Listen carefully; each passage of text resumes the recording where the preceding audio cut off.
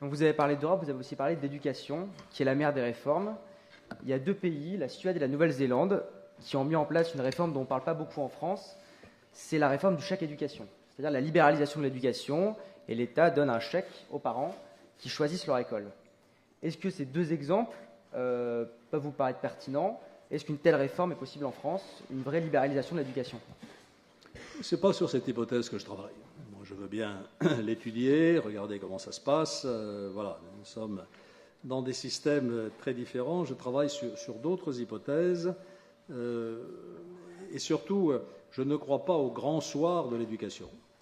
Je crois qu'il faut s'attaquer à un certain nombre de problèmes sectoriels pour faire mieux fonctionner le système. Et j'en prends 3 exemples. Premier point, c'est les apprentissages fondamentaux. Et ça commence dès l'école maternelle, dès la grande section de maternelle, et ensuite dans les classes élémentaires qui succèdent. Aujourd'hui, ça ne marche pas.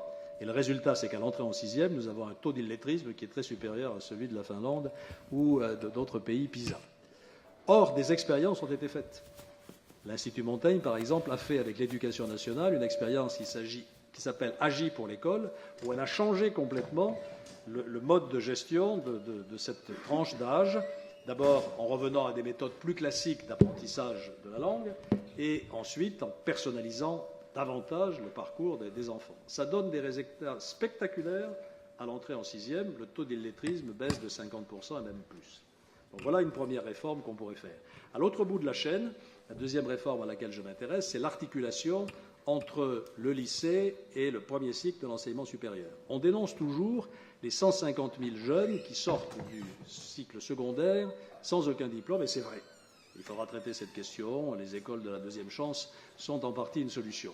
Mais on ne parle jamais des 50% d'étudiants qui se plantent au bout de 3 ans à la licence et qui disparaissent dans la nature. Il faut traiter ce problème.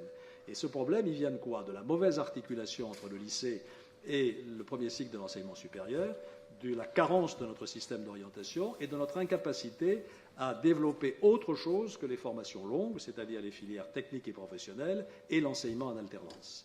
S'il y a un consensus parmi tous ceux qui ont réfléchi au problème de l'éducation, c'est bien celui-là. Il faut booster l'éducation en alternance, qu'on appelle parfois l'apprentissage, sous ses formes différentes.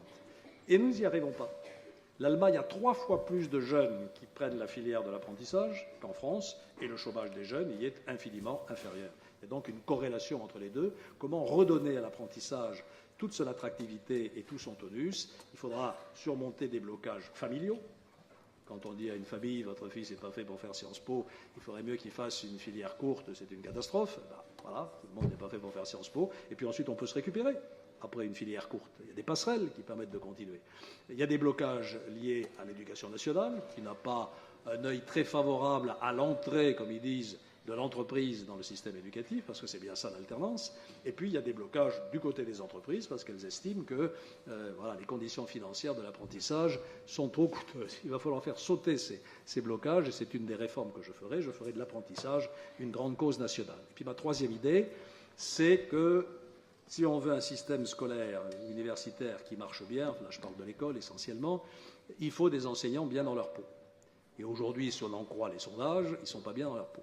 Ils s'estiment peu considérés, mal payés, ce qui est vrai, avec un métier difficile, ce qui est vrai aussi. Et donc il faut s'attaquer à cette question, il faut revoir la formation des enseignants, leur accompagnement, leurs conditions de rémunération. Un professeur français gagne 30% ou 40% de moins qu'un professeur allemand au même niveau, à condition, bien entendu, qu'ils acceptent d'être plus présents dans l'établissement scolaire, pour faire du soutien scolaire, pour faire tout simplement de l'accueil des familles, d'être présents auprès des élèves.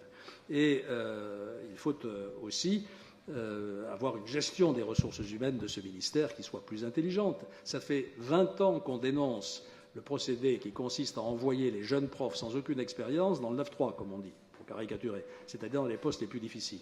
Il faut changer cette méthode de ressources humaines, et ça passe, sinon par une privatisation ou une décentralisation absolue du système, par une responsabilisation des échelons locaux, et notamment des établissements.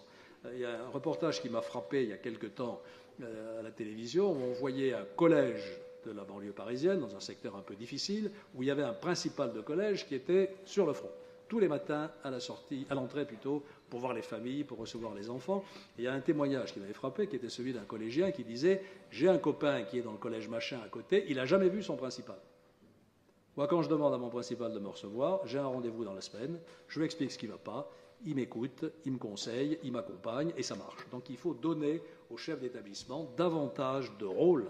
Je pèse mes mots, parce que si je dis d'autorité, ça va être un drame, mais un rôle accru dans la gestion de leur équipe. Voilà quelques-unes de mes idées sur la réforme de l'enseignement. J'ajoute simplement qu'au niveau de l'enseignement supérieur, quand on dit que la France n'est pas réformable, voilà une réforme qui a réussi. Je parle de celle de l'autonomie de l'enseignement supérieur et du changement de mentalité dans l'enseignement supérieur. Le président de l'Université de Bordeaux me disait encore récemment, il y a 10 ans, il est médecin, ou il y a 15 ans, quand je disais à mes collègues il faut ouvrir vos laboratoires au partenariat avec le privé, c'était vade retro satanas. Le capitalisme n'entrera pas à l'université. Aujourd'hui, ça a complètement changé avec les pôles de compétitivité, avec le programme des investissements d'avenir, avec les universités d'excellence, les LABEX, les Equipex. Tous les universitaires ont bien compris qu'il fallait s'oxygéner et s'ouvrir sur le secteur privé. Donc vous voyez que les réformes sont possibles. Et pardon de vous avoir déçu sur le chèque éducation.